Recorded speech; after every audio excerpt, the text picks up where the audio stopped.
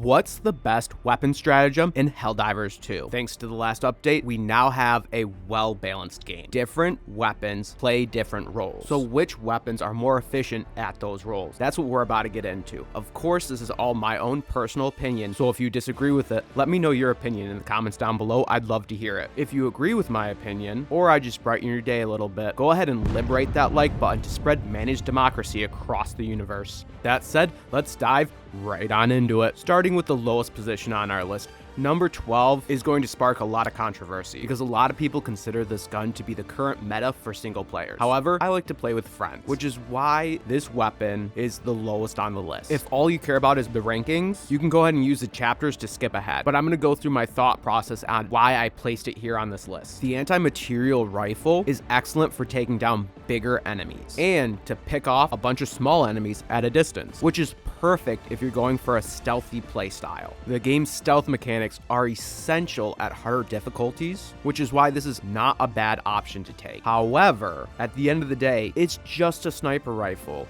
There are better tools for taking down big enemies, which is why it's my least favorite weapon stratagem. There are safer options to take, but if it's not clear yet, I don't like to play safe. Real patriots never flinch. So let's switch safe mode off as we get into our next weapon stratagem, number 11. Yeah, I bet you this is another spicy take, but I'm gonna say it anyways. The railgun got nerfed, but that doesn't mean that it's worthless. They just raised the skill cap on it. You have to be good to use this the way that it needs to be used now. You can no longer one-shot walkers in safe mode. You have to play unsafely with this gun, meaning that it is no longer a solo player's wet dream. Working with a team is critical as you will require your teammates to distract many of the enemies while you position yourself in a safe spot to charge up and take that critical shot. You'll also need to accept the fact that when dealing with hordes of enemies, you should focus on spreading your damage out and letting your teammates close the kills. But if you aren't careful, this gun will blow up in your face. And if you're accident prone like I am, this will be an issue for you. So for that reason, I've placed it this low on the list. But speaking of explosions, I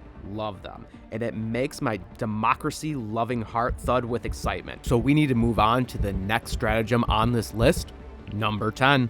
This weapon stratagem is critical for taking out those heavily armored targets. The expendable anti-tank rocket comes in a pack of 2, and it's available every minute, making it very useful for dealing with larger targets at low levels. They don't take up a backpack slot either, saving space for a jetpack or a shield generator. They are a very useful weapon stratagem to have. However, there's not much of a purpose to have more than one person in your squad run them, because 2 of them being ready every minute means that you'll have plenty. But that person is going to have to be skilled with calling them down at the right time, which is why they are so low on this list. But speaking of high skill level weapons, we need to discuss the next weapon on this list, which may shock some of you.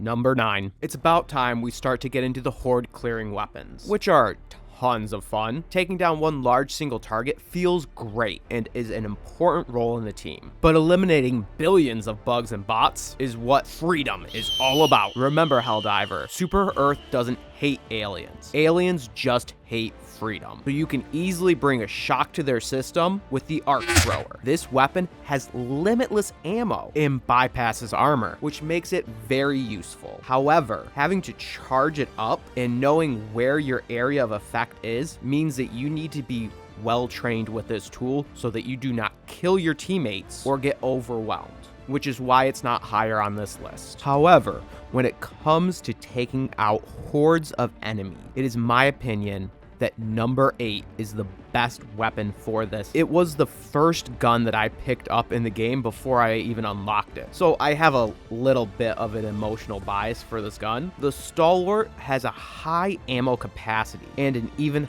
higher fire rate. You can see in the clip that I'm playing right now that is no issues just mowing down bugs and racking up your kill score. And range isn't an issue for this gun. To make it even better, it's a machine gun that you can reload while you run. So with so much going for it, you might wonder why it's not above the machine gun on this list. Well, there's no armor piercing on it, meaning that when it comes to taking down big bugs, you are pretty much worthless. So it requires high cooperation with your team. But now I've made number 7 very obvious. It's the machine gun. I love this gun. It is the first gun you get in the game, and I still play it, even on harder difficulty. There is nothing better than teaching the enemies of mankind what democracy stands for more than this gun, as your character cackles with joy as you mow down hordes. We all have had a great time with this gun, and the downsides are that you need to strategically reload with it and that you can't carry a lot of magazines for it. So you might want to consider carrying the ammo backpack around for your team. But now it's time to heat things up a bit with number 6. Well, number 6 isn't really about heating things up. It's about keeping them cool, because this weapon also comes with unlimited ammo. The heavy laser just got a huge buff against armor, and you can use it to snipe bots from a long distance away. Now, personally, I've had a very hard time with it against the bugs, and it is absolutely worthless against the chargers, in my opinion.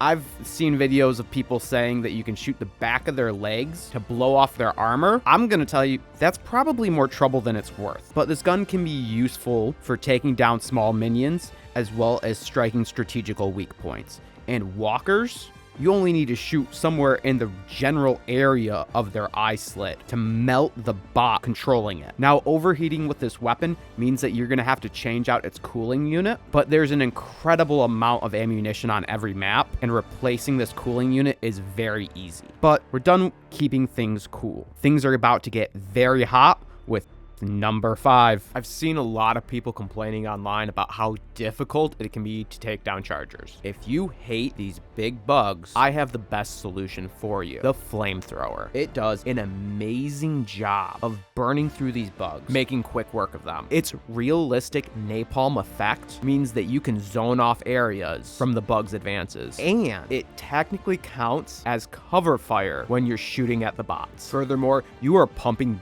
gallons of fire juices, creating a beautiful blaze. So what's not to love about this gun? Well, you're pumping gallons of fire juices, creating an uncontrollable blaze. Team killing is likely to occur, and the range is incredibly limited, leaving you at the mercy of the burning effect for killing efficiency. That means you might have lit a bug on fire, but he can still run at you and return the favor. With those negatives taken into account, I still think that this weapon stratagem has a place on harder difficulties, because taking down chargers is going to be the sole responsibility of someone on your team, and that's a hole that you will need to fill. But there is a tool that is even better for closing holes, and that is number 4. As I stated, each of these tools need to fill a spot on your squad, and closing bug holes is a massive one of those. There's nothing better for this in the game than the grenade launcher, because you need grenades to close the holes, and launching them at a distance is self-explanatory.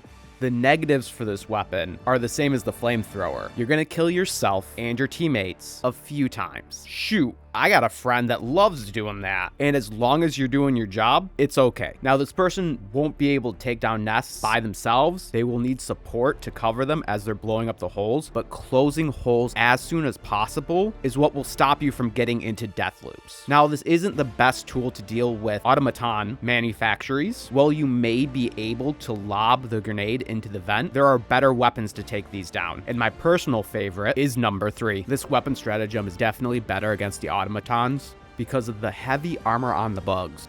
This tool can't take them out with one shot, but if you see a Hulk or a factory, you can automatically lock onto it with the spear and delete it, making this tool vital. It will be the bane of their existence. You can also lock onto walkers if you absolutely need to, but ammunition with this tool is critical, meaning that you need to make sure that every shot counts. However, our next weapon will need to be carried by somebody on your team, whether you're fighting bots or bugs. Number 2. Now we're starting to get into weapon teams. Working as a group will be very important on impossible and higher missions. And one of the major difficulties while doing team reloads is that you'll be under attack while trying to reload. And I've got a tip for you to make this much easier, but that video will be out next week, so you'll want to hit that subscribe button so you don't miss it. The second best weapon stratagem in the game, in my opinion, is the recoilless rifle. It can take down dropships in a single hit. This can be soloed, but is far more efficient, specifically against the bugs as a team. You can take down Bile Titans with 2 headshots.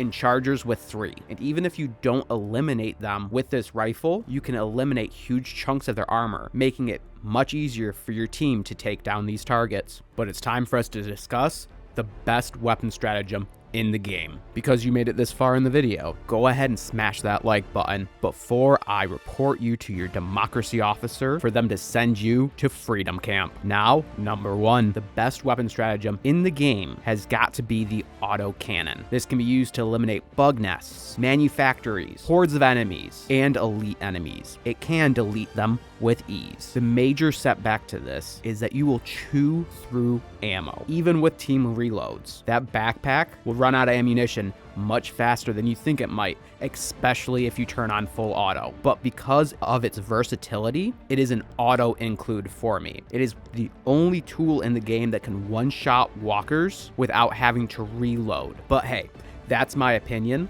Let me know if you disagree with it. Go ahead and like, subscribe, all the things that I'm supposed to say, but mostly I just hope that you have a wonderful day. Here's some content of mine that YouTube thinks you'll enjoy.